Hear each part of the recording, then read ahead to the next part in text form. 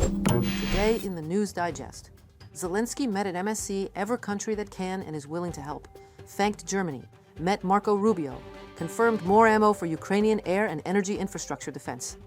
Poland goes nuclear, and that are not even a questions of if and when, but a question of now, says President of Poland, Karol Nawrocki.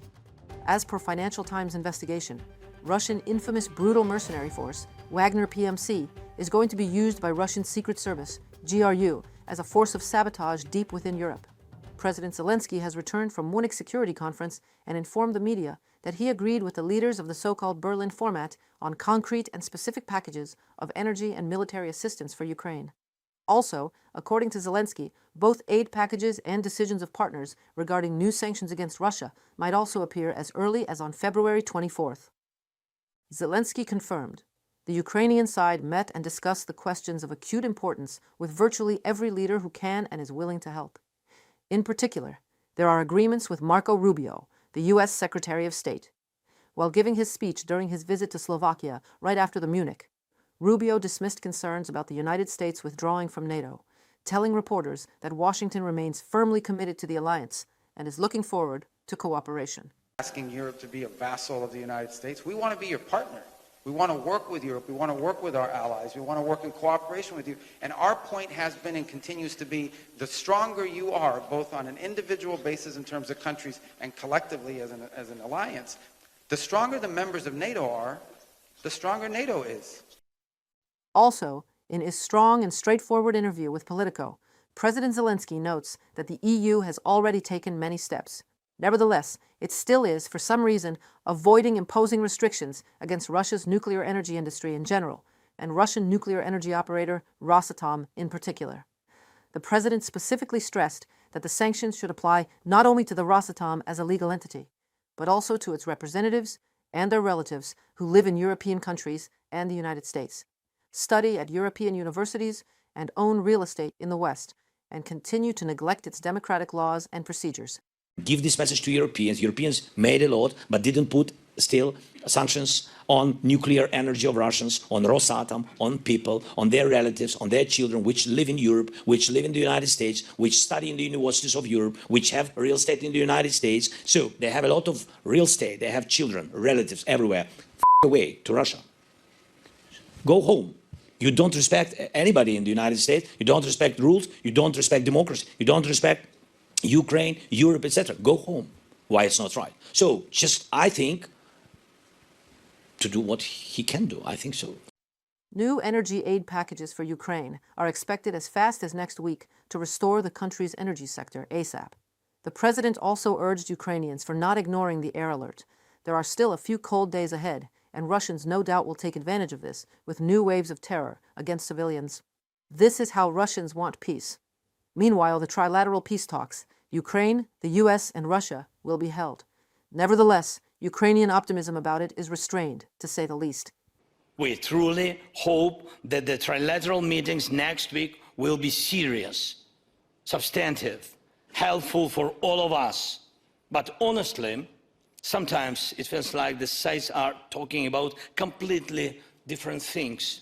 The Russians often speak about some spirit of encourage. And we can only guess what they really mean.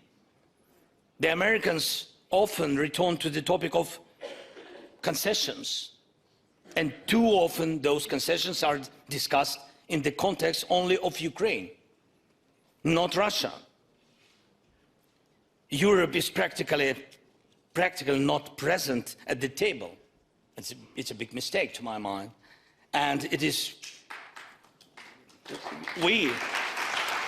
I think we Ukrainians who are trying to bring Europe fully into the process so that Europe's interests and voice are taken into account. This is very important.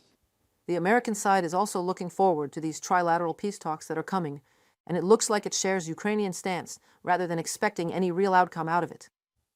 We don't know if the Russians are serious about ending the war.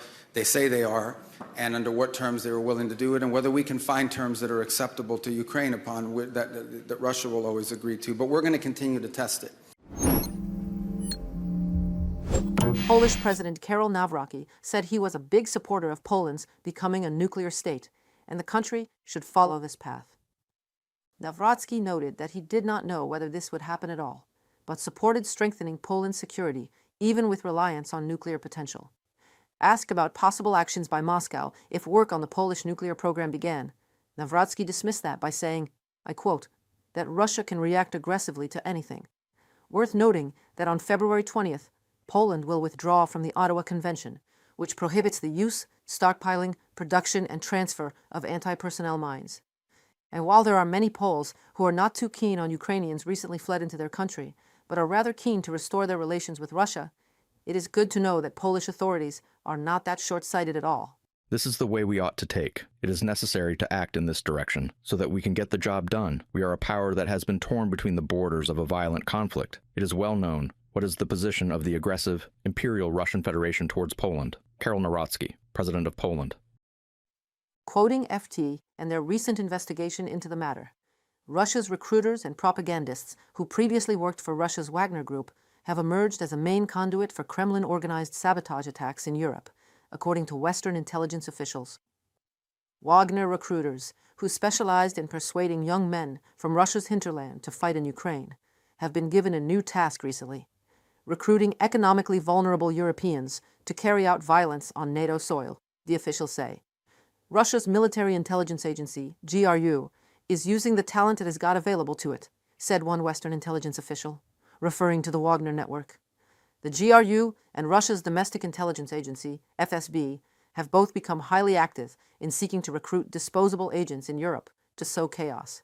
In the past 2 years, the Kremlin has expanded a campaign of disruption and sabotage across Europe, aimed at weakening the resolve of Western powers in their support for Ukraine and sowing social unrest. Faced with a much-depleted deployment of covert agents in Europe, following rounds of diplomatic expulsions by EU capitals, however, Moscow's spy chiefs have increasingly turned to proxies to do their bidding. As FT authors resume the topic, Western security authorities have at least one advantage. What Russia's spy chiefs gain in scale and cost by using proxies such as Wagner to recruit amateur saboteurs, they lose in competence and secrecy. So far, more attacks have been thwarted than have succeeded. Tens of thousands of UAVs to be manufactured this year in Ukraine, using the top-notch and, what turns out to be most valuable add-on, combat-proven technology. These drones will carry AI on board and can be used as assault ones or reconnaissance or protecting soldiers. And not only Ukrainian, as Europe is stepping into production process in Ukraine firmly. Watch how this is happening in our story for you. Ukrainian President Volodymyr Zelenskyy and German Defense Minister Boris Pistorius met with the management and employees of the first joint Ukrainian-German enterprise producing drones for the armed forces of Ukraine. It is expected that 10,000 drones will be manufactured this year, Volodymyr Zelenskyy reported. The drones are assembled using Ukrainian combat-proven technology.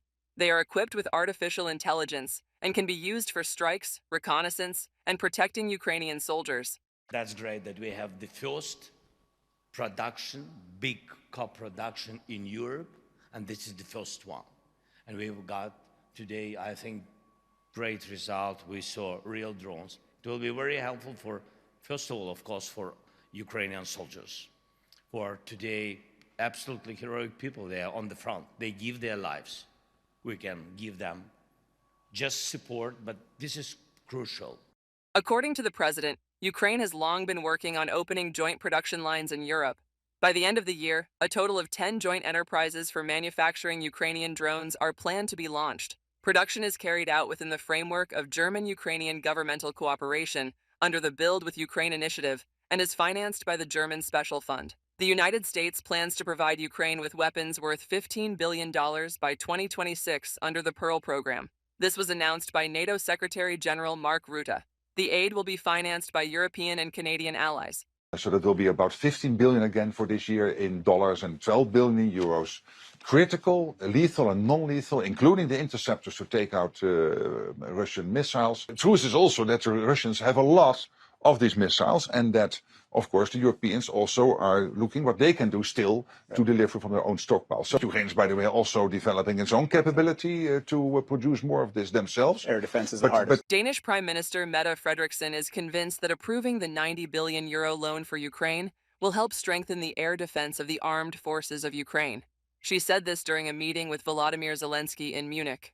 Mette Frederiksen noted that due to Ukraine's growing urgent needs, the EU must be ready to provide funds quickly to cover them. The first payment under the loan for Ukraine is expected already in the first half of 2026.